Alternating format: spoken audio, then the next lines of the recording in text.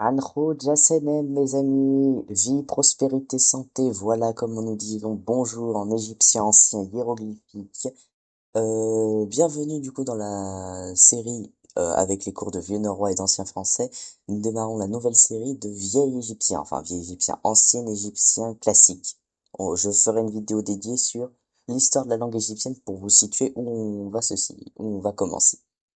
Là, nous allons pas étudier, puisque c'est un cours de présentation, nous allons étudier comment lire les hiéroglyphes. Avant de commencer toute la grammaire, etc., les conjugaisons de verbes, on verra ça plus tard.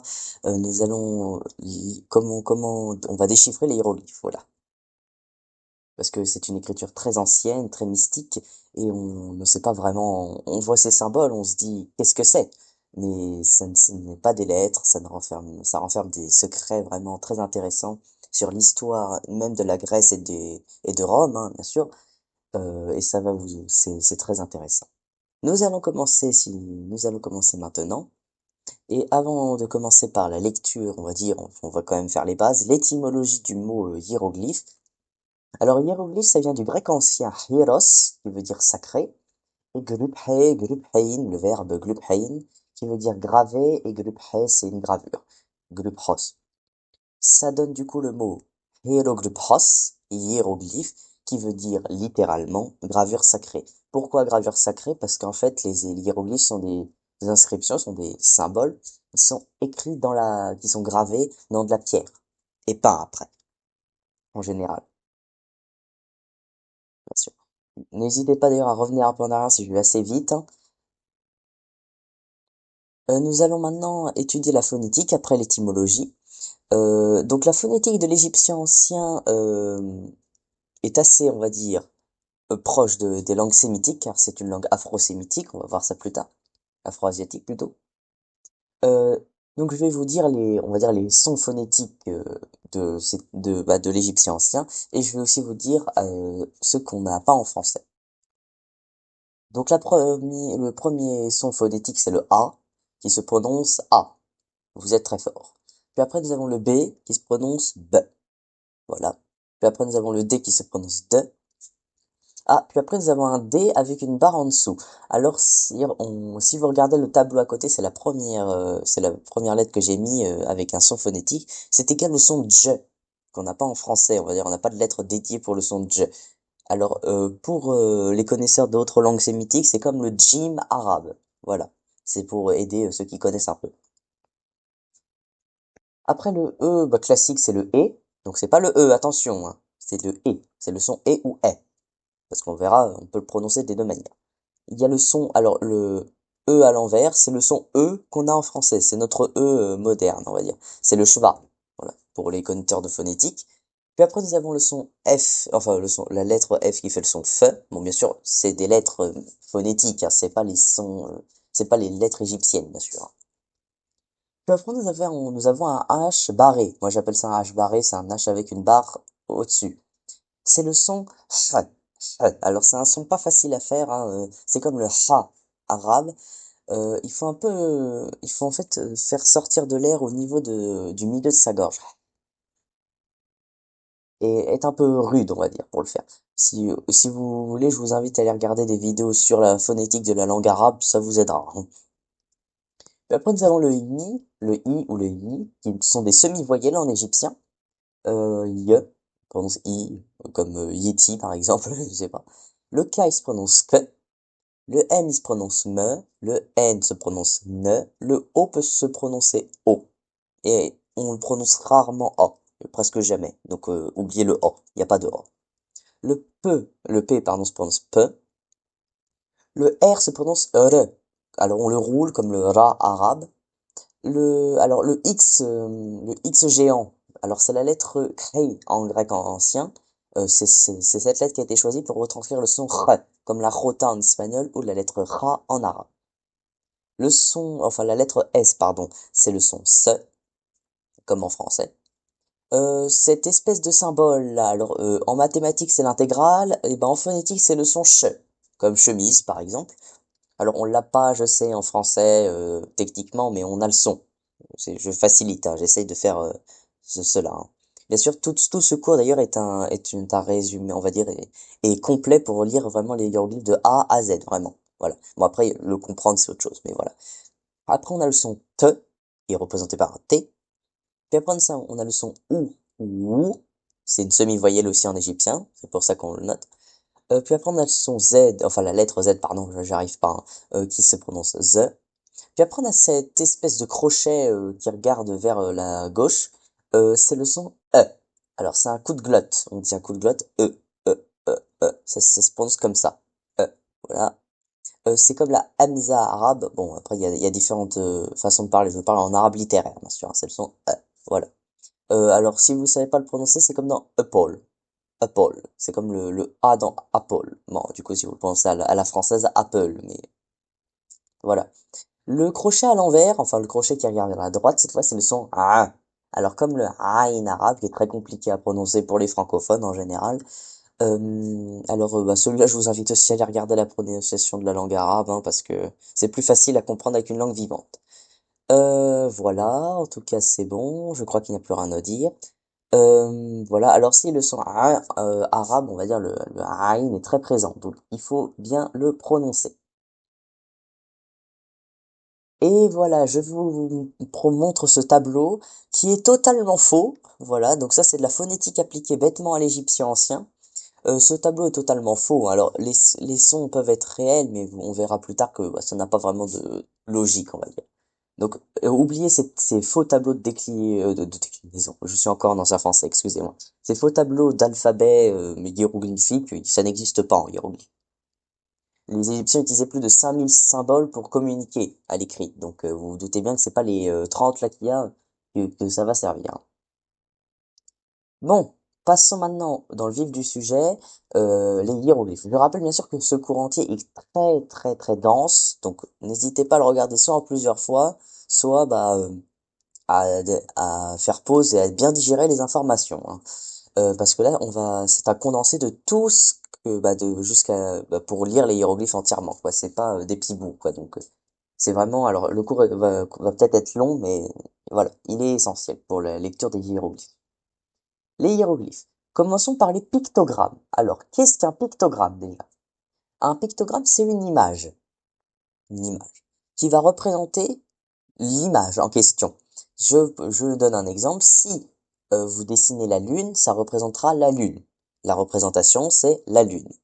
Voilà, c'est simple. C'est des dessins. Tout ce que vous dessinez, ce sont des pictogrammes. Donc, pour donner un exemple en égyptien ancien, ce pictogramme-là représente la mer. Donc, sa représentation, c'est l'eau ondulée. Voilà.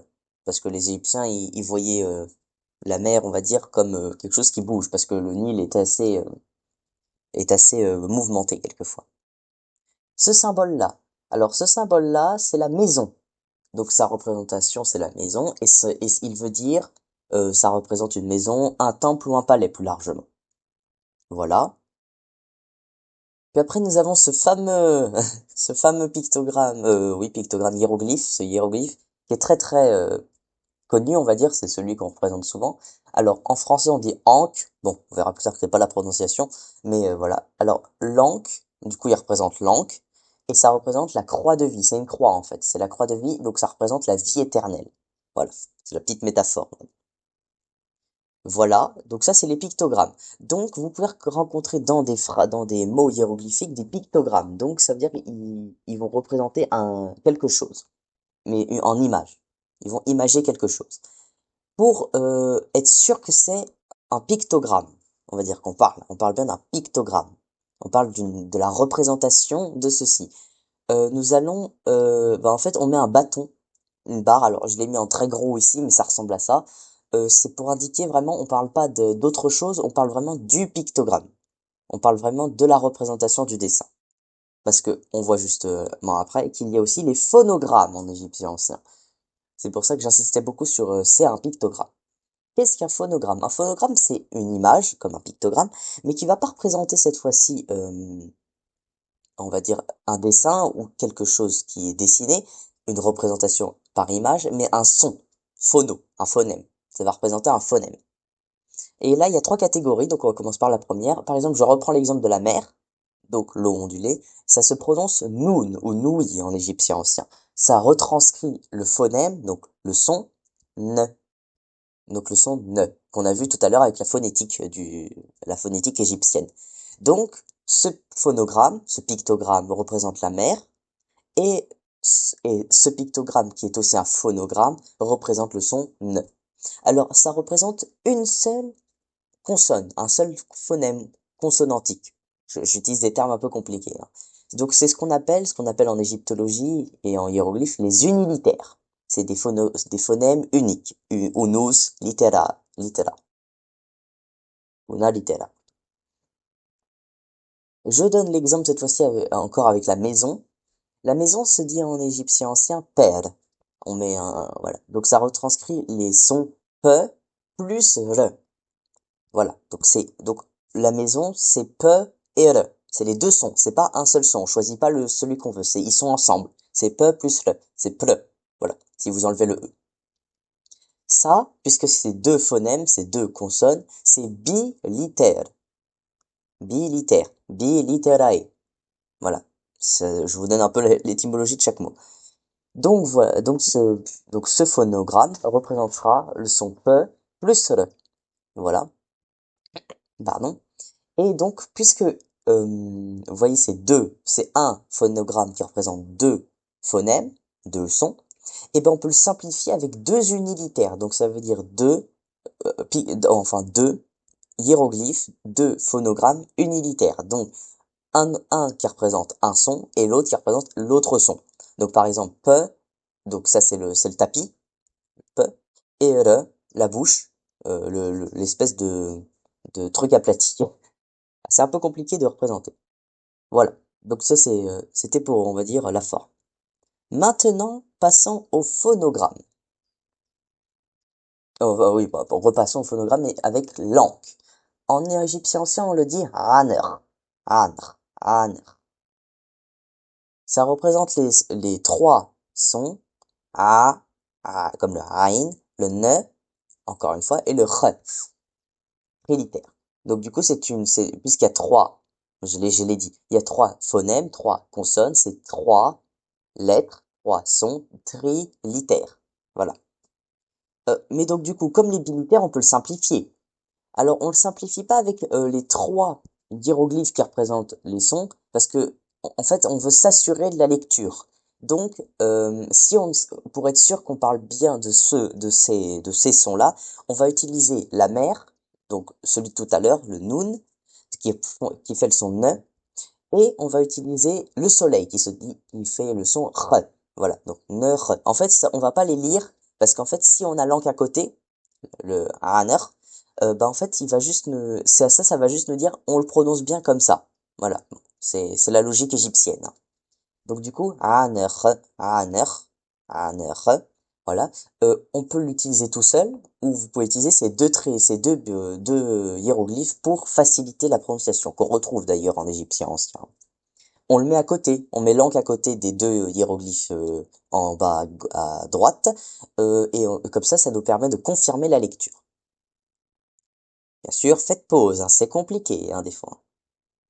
Passons maintenant encore à une nouvelle chose, les démonstratifs. Alors, calmez-vous, prenez un dafalgan, bien sûr, hein, c'est long, c'est casse-tête.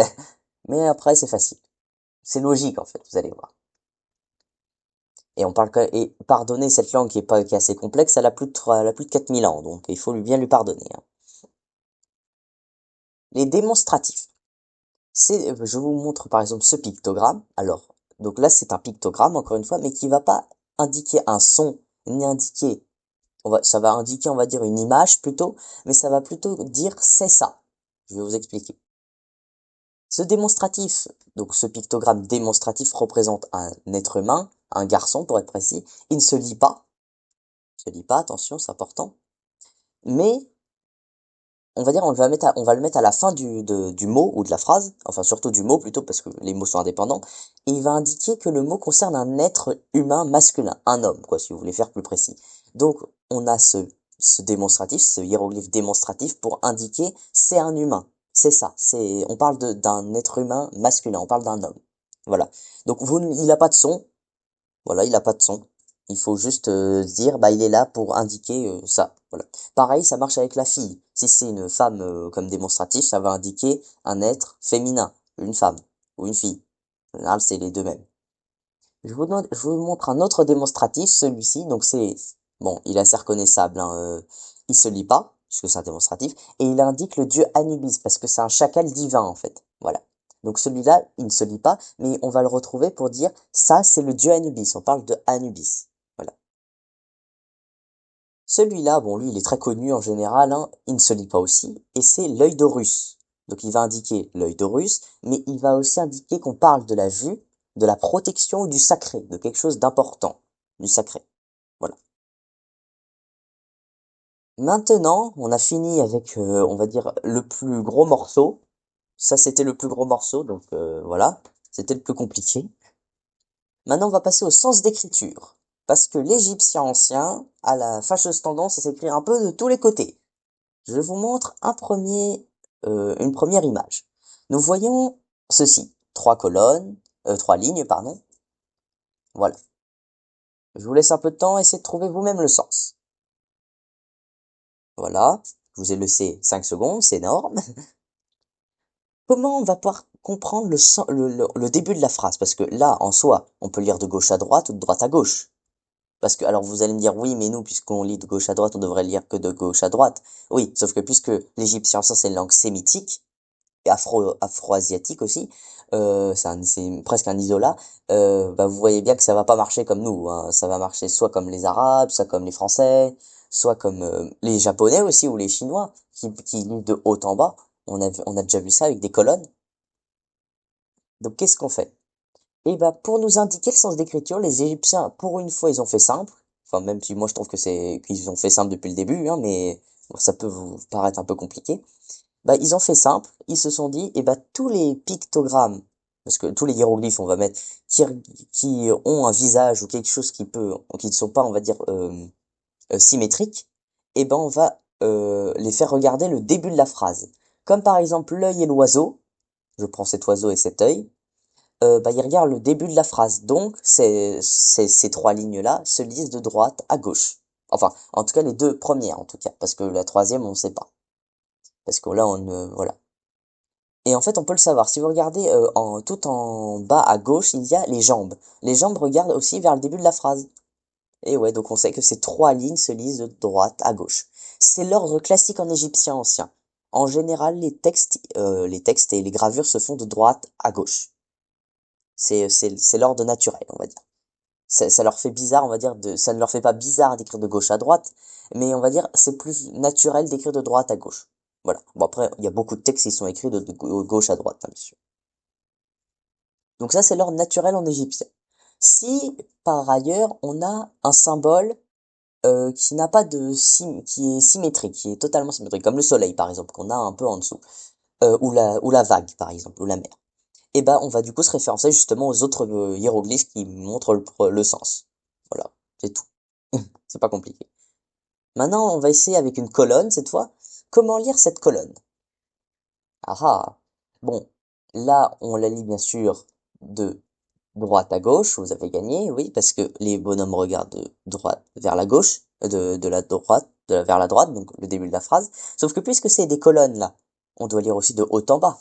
Et bah c'est ça le truc, c'est qu'on va devoir lire un peu en zigzag. C'est-à-dire on va commencer par le premier pictogramme en haut à droite, puis après en haut à gauche, puis après on va revenir un peu plus en bas à droite, pardon, puis après à gauche, puis après à droite, puis après à gauche. Donc, par exemple, vous avez par exemple un oiseau, après il y a le bras, après il y a la vague, après il y a le pot, puis après il y a les jambes, puis il y a la vipère, puis il y a le linge plié, puis il y a la vague, etc., etc. Voilà. Voilà. C'est un peu compliqué, hein, mais ça va. Maintenant, pour les colonnes qui regardent de gauche à droite, bah, c'est la même chose, hein, vous connaissez maintenant, hein, puisque les oiseaux, on va dire, et les animaux, on va dire, les hiéroglyphes regardent vers la gauche, et ben le sens d'écriture et le sens de lecture se fera de gauche à droite et de haut en bas. Surtout, regardez surtout haut en bas, gauche à droite. Surtout, c'est important. Donc voilà, ça c'était, on va dire, comment, donc ça c'était la plus grosse partie. C'était comment lire les hiéroglyphes en vrai. Maintenant, on va passer aux exemples. Alors, je vais vous le faire. Je prends par exemple cet exemple.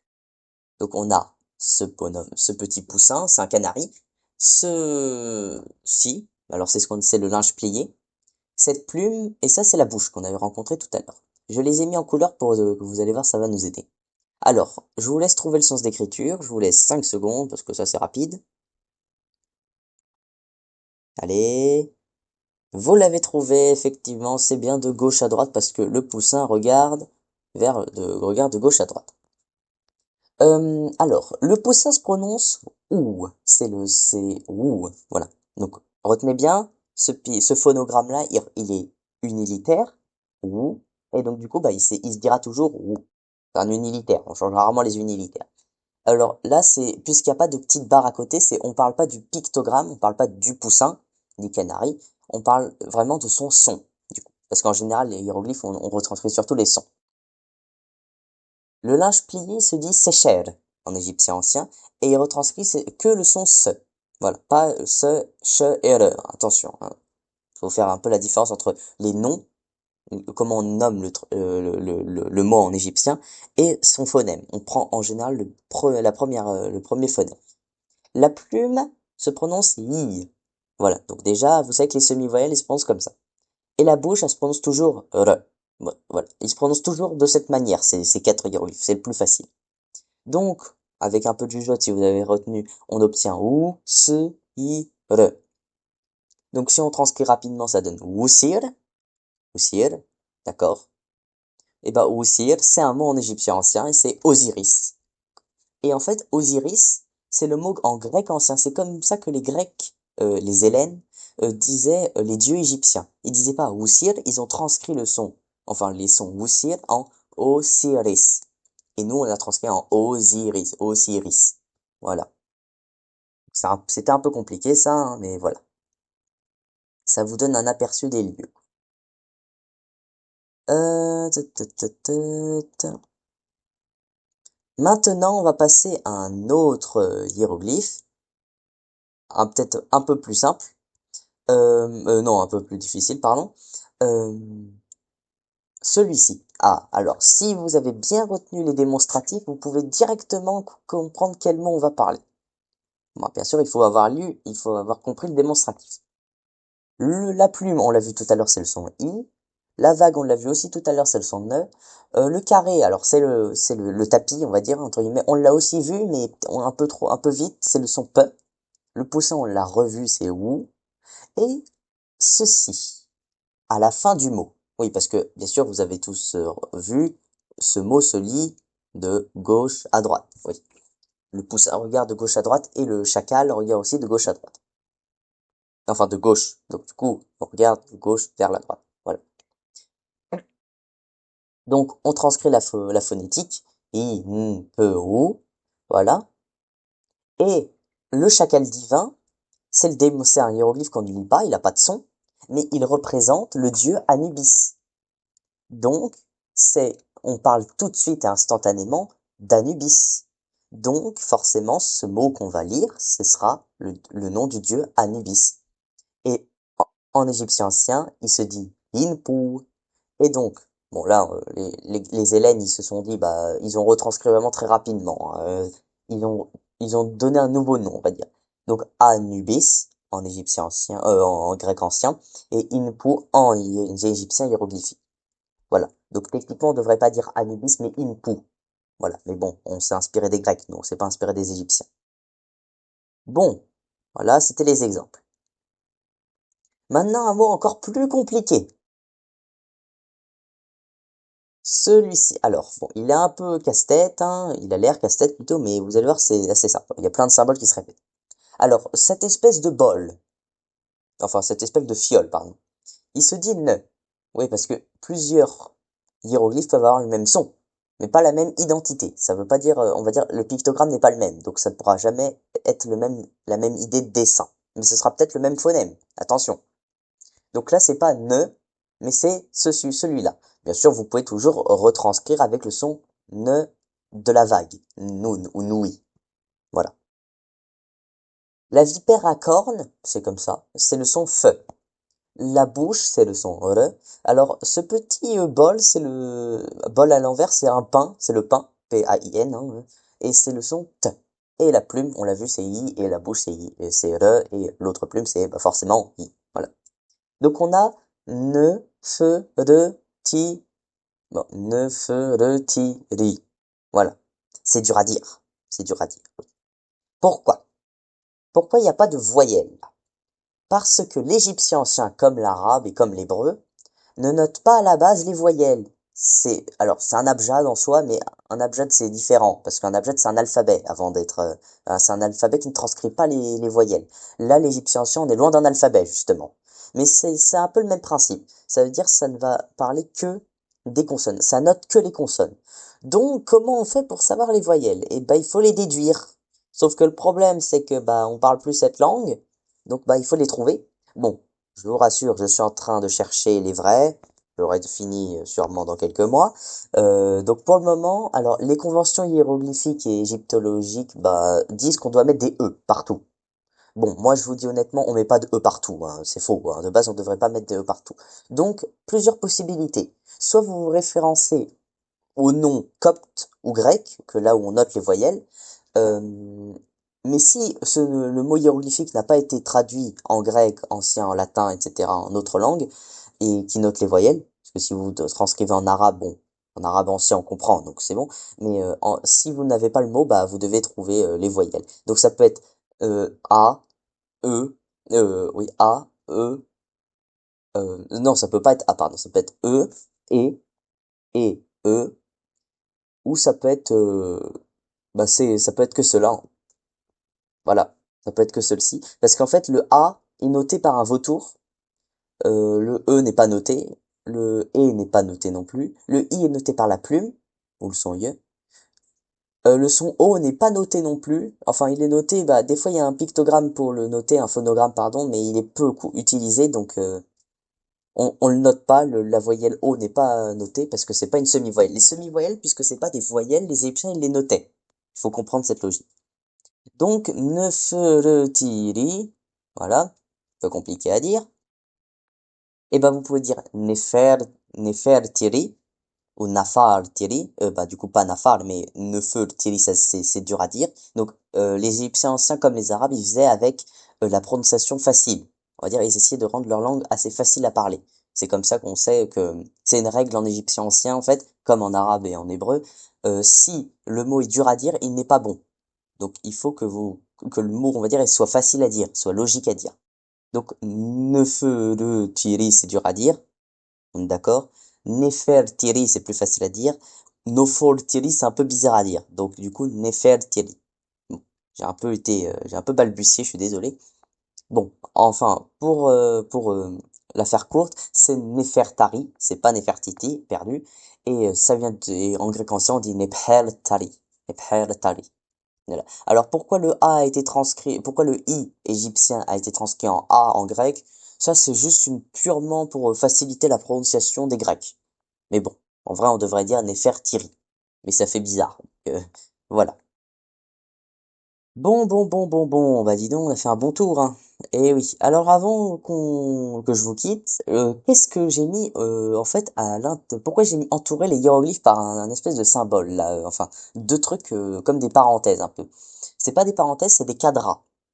Pourquoi des cadras? Alors, c'est en fait un cadran en égyptien hiéroglyphique, les Égyptiens ils servaient pour dire c'est un nom important. C'est un peu comme la majuscule avec les noms propres.